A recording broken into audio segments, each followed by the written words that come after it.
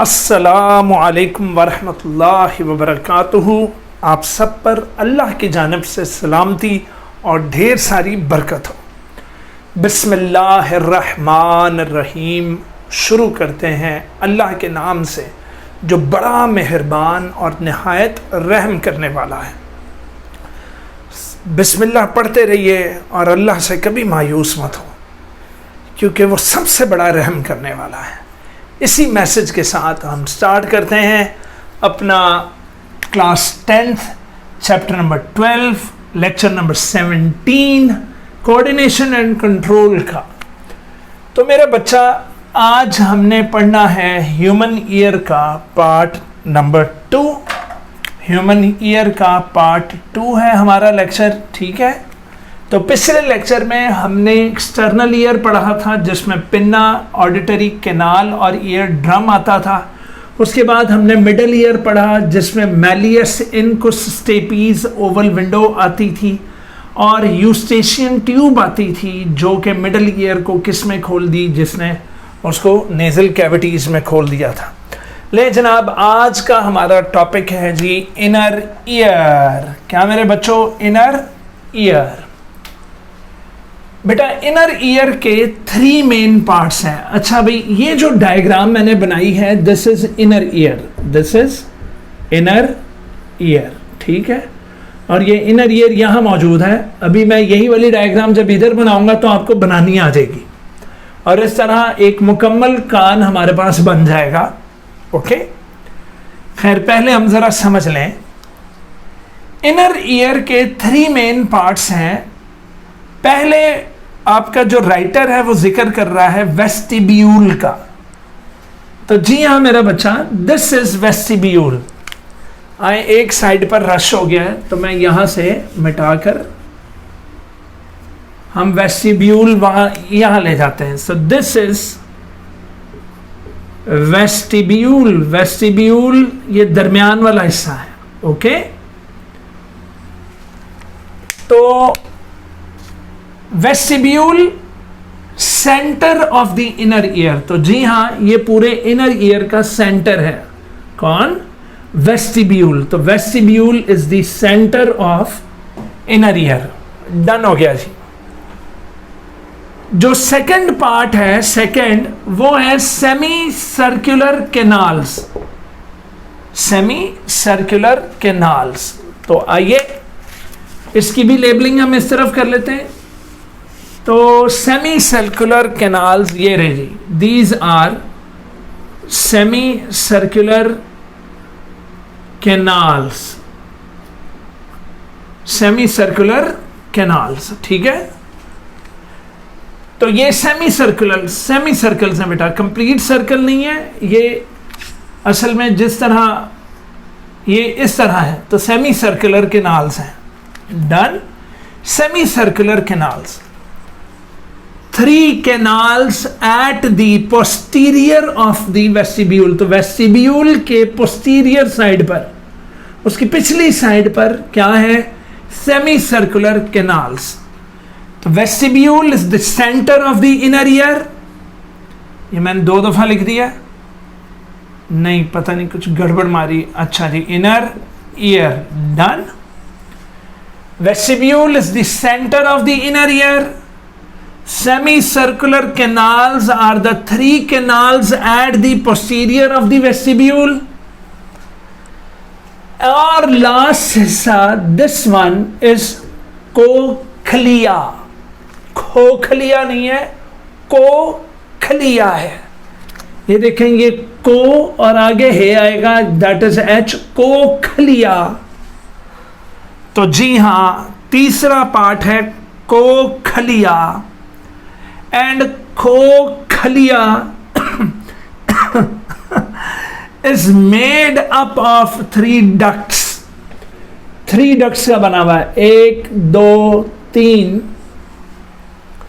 3 ducts का बना हुआ है खोखलिया। wraps itself into a coiled tube। और वो अपने आप को ऐसे शो करते हैं जैसे हम लोग कोई coiled ट्यूब है, जिस तरह वो होती हैं स्नेल की शेल, जिस तरह होती है।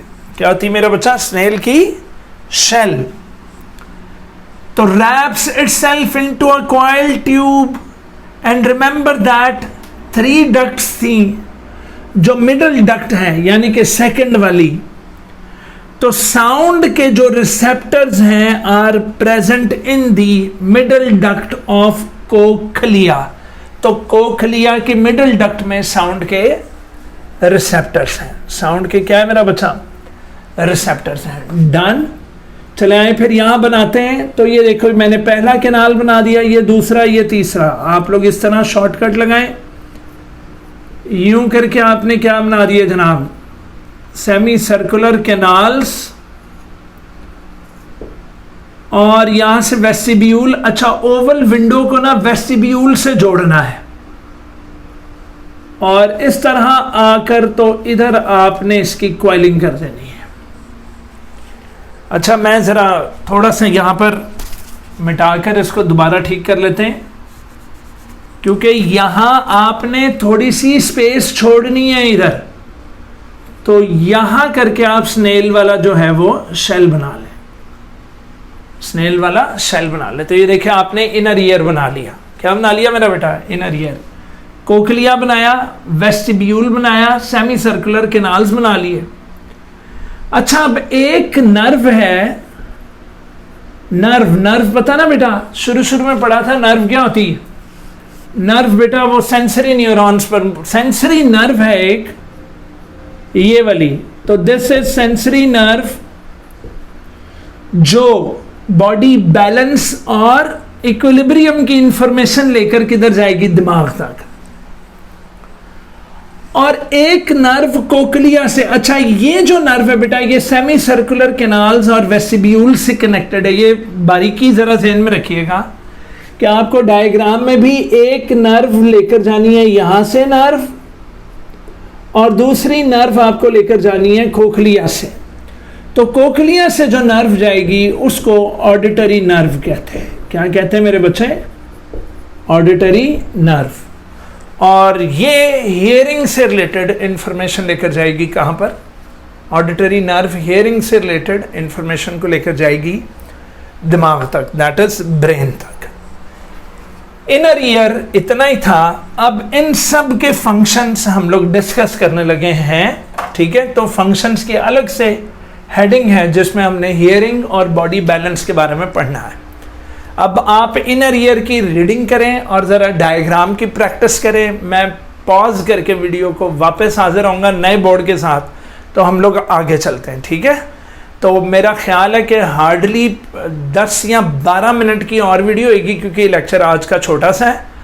और उसके बाद इंशाल्लाह फिर हम कल लेक्चर नंबर 18 में इम्पॉर्टेंट तरीन हिस्सा स्टार्ट करने लगे हैं, और वो केमिकल कोऑर्डिनेशन का एंडोक्राइन ग्लैंड स्टार्ट करने लगे हैं। खैर, मैं पॉज कर रहा हूं, आप लोग इनर ईयर की रीडिंग कर लो। डन जी जनाब।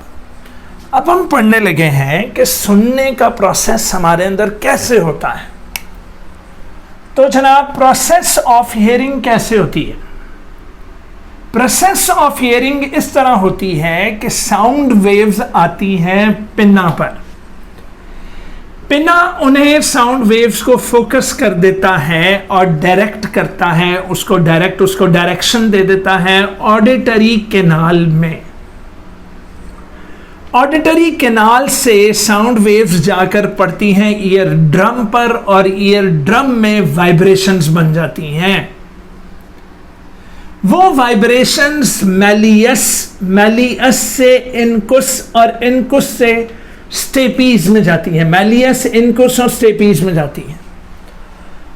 फिर वो वाइब्रेशंस पड़ती हैं ओवल विंडो पर, और ओवल विंडो से वाइब्रेशंस पहुंचती हैं मिडल डक्ट तक। तो fluid filled middle duct of cochlea का जो फ्लूइड है वो इन वाइब्रेशंस की वजह से मूव होना शुरू हो जाता है। उसकी जो मिडल डक्ट का जो फ्लूइड है वो मूव होना शुरू हो जाएगा, और मिडल डक्ट के जो रिसेप्टर सेल्स होंगे वो उस फ्लूइड की मूवमेंट की वजह से स्टिम्युलेट होंगे, और जब वो रिसेप्टर सेल स्टिमुलेट होंगे तो वो बनाएंगे नर्व इम्पल्सेस, और नर्व इम्पल्सेस को ऑडिटरी नर्व के जरिए ब्रेन में भेज दिया जाएगा। ऑडिटरी नर्व के जरिए ब्रेन में भेज दिया जाएगा। दोबारा सुन लें, साउंड वेव्स आई पिन्ना पर, पिन्ना ने वेव्स को फोकस कर दिया, साउंड वेव्स को डायरेक्ट कर दिया ऑडिटरी कैनाल में, ऑडिटरी कैनाल ने जाकर हिट किया साउंड वेव्स ने ईयर ड्रम में, ईयर ड्रम की वाइब्रेशंस मुंतकिल हुई मैलियस पर, मैलियस ने मुंतकिल की इनकुस पर, इनकुस ने मुंतकिल की स्टेपीज में, स्टेपीज ने किसको दे दी, ओवल विंडो को, ओवल विंडो ने वाइब्रेशंस भेजी fluid filled middle duct of cochlea को, और उसका फ्लूइड मूव होना शुरू हो गया और रिसेप्टर सेल्स थे मिडल डक्ट में, वो स्टिमुलेट हुए और उन्होंने नर्व इम्पल्स ब्रेन तक पहुंचा दी। किसके जरिए, ऑडिटरी नर्व के जरिए। किसके जरिए मेरा बच्चा, ऑडिटरी नर्व के जरिए। अब आप प्रोसेस ऑफ हियरिंग की रीडिंग करें तो उसके बाद बॉडी बैलेंस पर बात करते हैं, ठीक है। तो आप उसकी रीडिंग करें, मैं पॉज कर रहा हूँ, मैं फिर वो बैलेंसिंग वाला लिख लूँ तो उसके बाद आगे चलते हैं, ठीक है जनाब। अब हम बात करेंगे कि मेंटेनेंस ऑफ बैलेंस कैसे करता है ईयर, मेंटेनेंस ऑफ बैलेंस। और साथ साथ मैंने आपको कहा था कि सेमी सर्कुलर कैनाल्स और वेस्टिब्यूल्स के जो फंक्शंस हैं वो आगे आ रहे हैं, तो बेटा सुन लो, ये याद कर लो साथ साथ। सेमी सर्कुलर कैनाल में एक सेंसरी नर्व है, ये वाली मैंने कही थी, सेंसरी नर्व है जो सेमी सर्कुलर कैनाल से डिटेक्ट करेगी मूवमेंट इन हेड को, कि हेड में कोई मूवमेंट हुई है, हमारे सर में कोई मूवमेंट हुई है, ठीक है, हेड में। जबकि जो वेस्टिब्यूल्स हैं, जो कौन है मेरा बच्चा, वेस्टिब्यूल्स जो हैं, तो सेमी सर्कुलर कैनाल की सेंसरी नर्व डिटेक्ट करती है मूवमेंट इन हेड को, वेस्टिब्यूल्स की सेंसरी नर्व डिटेक्ट करेगी बेटा चेंजेस इन पॉस्चर को। पॉस्चर से मुराद के अगर मैं बाइक पर बैठा हूं तो अब मैं टेढ़ा हुआ हूं, या मैं गाड़ी में बैठा हूं तो कोई एक आधा टायर जो है वो उसकी हवा कम है तो मैं उधर उस तरफ टिल्ट हुआ हूं, तो बॉडी के पॉस्चर को कौन नोट करता है, पूरे पॉस्चर को वेस्टिब्यूल्स मेरा बेटा डिटेक्ट करती हैं। और ये दोनों से ये जो न्यूरॉन्स हैं इसकी नर्व की, from these two receptors they reach cerebellum, cerebellum which controls body balance and which controls body posture। हम पढ़ चुके हैं body posture। अब मेरा बच्चा मेंटेनेंस ऑफ बैलेंस की रीडिंग करो, तो अब हमारे कुछ बॉक्सेस रह गए वो कर लेते हैं, वेरी इंपॉर्टेंट। मेरा ख्याल है 8 to 10 मिनट्स की मजीद तकलीफ मैं आपको दूंगा, उसके बाद हमारा ईयर ख़त्म, नर्वस कोऑर्डिनेशन हमारी ख़त्म हो जाएगी। बड़ा लेंथी चैप्टर है, आई अंडरस्टैंड, लेकिन ये वीडियोस मैं बना ही इसीलिए रहा हूँ कि आपके पास रिकॉर्डेड फॉर्म में रहे, आप बार बार रिवाइज करो, ठीक है मेरा बच्चा। चलें, अब मैं पॉज कर रहा हूँ, आप मेंटेनेंस ऑफ बैलेंस को पढ़ लें, ओके जी बेटा। अब मैं आया हूँ पहली इंटरेस्टिंग इंफॉर्मेशन के साथ, ठीक है। तो जो फर्स्ट इंटरेस्टिंग इंफॉर्मेशन है वो है डेफनेस के बारे में बेटा। Very very very very very important, define deafness. Deafness को डिफाइन कर दो, तो आपने कहना है state in which hearing is not possible. वो हालत जिसमें हियरिंग पॉसिबल नहीं है वो डेफनेस कहलाती है। What is deafness? वो हालत, the state in which hearing is not possible, जिसमें आपको सुनाई नहीं देता, उसे डेफनेस कहते हैं, बहरापन। इसके क्या कॉजेज हो सकते हैं? इसके कॉज हो सकते हैं पुत्र, defect in number 1 ear drum defected है, कोखलिया डिफेक्टेड है, पैदा होते साथ या बाद में हो गया। मेरे बच्चे मिडल ईयर ऑसिकल्स डिफेक्टेड है, मैलियस इनकुस या स्टेपीज डिफेक्टेड है। ऑडिटरी नर्व जो कोक्लिया से नर्व इंपल्स को लेकर ब्रेन तक जाती है शायद वो डिफेक्टेड है। Infection in Eustachian tube, Eustachian tube का इन्फेक्शन पुत्र मिडल ईयर तक फैल जाता है, तो वो स्प्रेड अगर हो गया तो मिडल ईयर सारा तबाह और मिडल ईयर ऑसिकल सारी तबाह हो जाएंगे। कान के इन्फेक्शन को इजी नहीं लेना। बड़े बूढ़े वो करते रहते हैं जी, ये इसके अंदर तेल डाल दो, ये डाल दो, वो थोम की तुरियां डाल दो, तो कोई वो नहीं करना, कोई तजर्बे नहीं करने, सीधा डॉक्टर के पास जाना है। परमानेंट डेफनेस हो सकती है मेरे बच्चों। डैमेज ऑफ ईयर ड्रम में cause infection in the auditory canal. तो ऑडिटरी कैनाल पूरे में पुत्र इन्फेक्शन हो सकती है ईयर ड्रम की वजह से। यूस्टेशियन ट्यूब की वजह से मिडल ईयर में सारा इन्फेक्शन फैल सकता है, और ईयर ड्रम में इन्फेक्शन की वजह से ऑडिटरी कैनाल में फैल सकता है। किस में फैल सकता है मेरे बच्चे? Auditory canal. और कुछ अदर फैक्टर्स भी हैं, वो है एक्सेसिव नॉइज, बहुत ज़्यादा शोर में जो लोग रहते हैं वो भी डेफनेस का शिकार हो जाते हैं। उसके बाद अगर आपने मुंह में हवा भरी हुई और कोई आप खेल रहे हो, कोई आकर आपके चीक्स पर यूं करके थप्पड़ लगाता हो, आपकी हवा अगर नेजल कैविटी से यूस्टेशियन ट्यूब से किधर चली गई? मिडल ईयर में, तो वहां डैमेज हो सकता है बेटा। तो स्ट्रॉन्ग ब्लोज ऑन चीक, ये भी डेफनेस की वजह हो सकती है। मैंने कहा था ना, कान में कोई पॉइंटिंग ऑब्जेक्ट्स मत एंटर किया करें ऑडिटरी कैनाल में, शायद वो जाकर किसको डैमेज कर दें? बोलिए, वो यार क्या नाम था, ईयर ड्रम को। और तो और किसी वक्त अंदर इंसेक्ट्स घुस जाते हैं बेटा, अंदर इंसेक्ट्स घुस जाते हैं, वो अंदर जाकर तबाहियां मचा देते हैं, वो वो ईयर ड्रम को डैमेज कर देते हैं, जिसकी वजह से डेफनेस कॉज हो सकती है। क्लियर हो गया बेटा? अब एक छोटी सी और इंफॉर्मेशन है लाइटनिंग के बारे में। आप इस इंटरेस्टिंग इंफॉर्मेशन की रीडिंग करें, तब तक मैं वो बोर्ड पर लिख लूँ। बेटा बड़ी मेहनत से ये पूरा लेक्चर तैयार होता है मेरा बच्चा, आपने भी मेहनत करनी है। मैं सिर्फ आपके लिए, अपने बच्चों के लिए मैं इतनी मेहनत कर रहा हूँ, वरना मुझे क्या, मैं भी लॉकडाउन में रेस्ट करूँ, नेटफ्लिक्स देखूँ। खैर मुझे नाम नहीं था लेना चाहिए, लेकिन ये है कि फिर मैं भी कुछ और ही, फिर मैं रेस्ट पर चला जाऊँ। नहीं मेरा बेटा, मुझे आपकी पढ़ाई ज़्यादा इंपॉर्टेंट है। डन? चलो जी, मैं पॉज कर रहा हूँ, आप उतनी देर तक रीडिंग कर लो, फिर मैं वापस आता हूँ। जनाब, अब हमने पढ़ना है कॉज ऑफ लाइटनिंग क्या है। लाइटनिंग समझते ना बेटा, एकदम जो बादल टकराते हैं और एकदम गरज चमक पैदा होती है।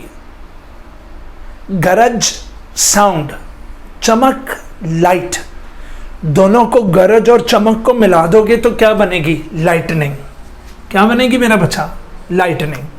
तो दो चीजें पैदा होती हैं जी, number 1 light, number 2 sound. Light और साउंड बेटा वेरी इंपॉर्टेंट शॉर्ट। लाइटनिंग में लाइट के क्यों पैदा होती है? आपने कहना है कि जनाब विंड कैरी करता है क्रिस्टल्स या ड्रॉप्स ऑफ वाटर।